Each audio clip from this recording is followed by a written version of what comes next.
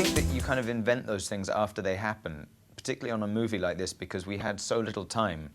We had 25 days to shoot the film, and what that means is, practically speaking, that you have about 10 scenes every day to shoot. So kind of there isn't time for something to become memorable. You know, by the time you've done it, you're on to the next.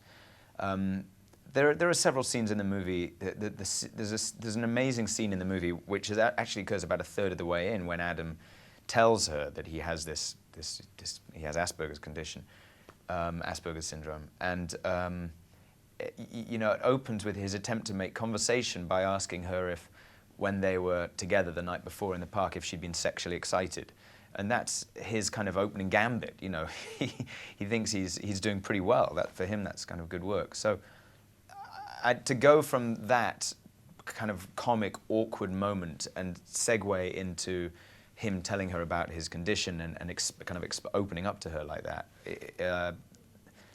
that kind of chopping and changing is exactly what you look for in a good scene. No, when I heard about it, I was so in the dark that I wouldn't have even known what it would mean to overplay it. The one thing I knew about the script, because I can, even without understanding the subject matter, so to speak, I can recognize good writing, you know, and good dialogue and scenes that have many different things going on in them at the same time.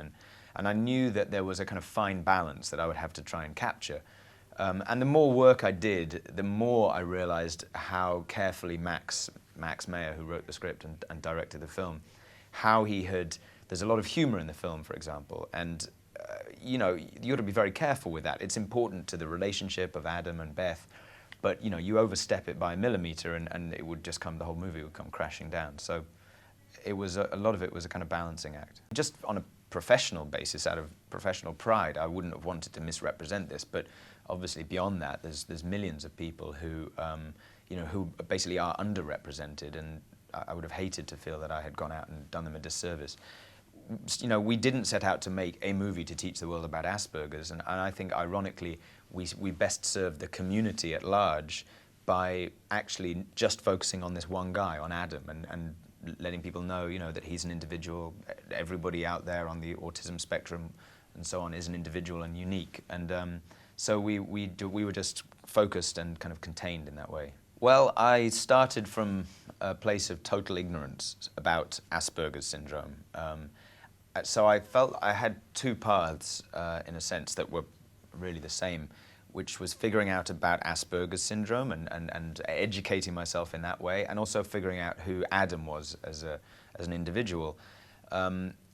And you know, the more work I did, and I think I did what anybody would do in that context. Basically, I used Google, and then I read everything I could get my hands on.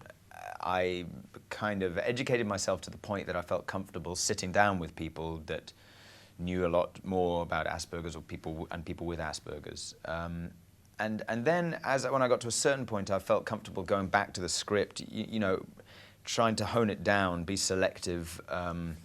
And really just, you're looking for things that trigger your imagination and bring you back to that story, and in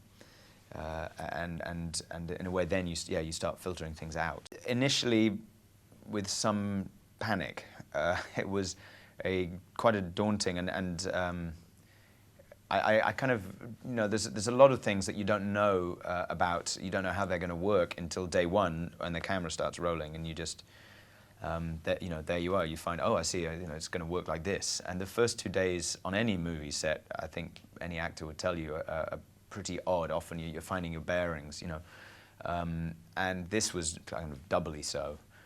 But eventually there was something, because Adam can't, you know, read what other people are necessarily the signs that we all rely on.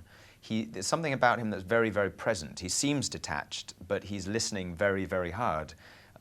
Processing everything that he hears, and that was actually, I mean, that's, as an actor, that's what you are meant to be doing all the time, and there was something about that discipline that was ultimately quite liberating. Thanks for watching the You Interview channel. With over 3,000 original celebrity videos, we have one of the largest collections of celebrity interviews anywhere. So remember to like and comment on our videos and subscribe to the channel.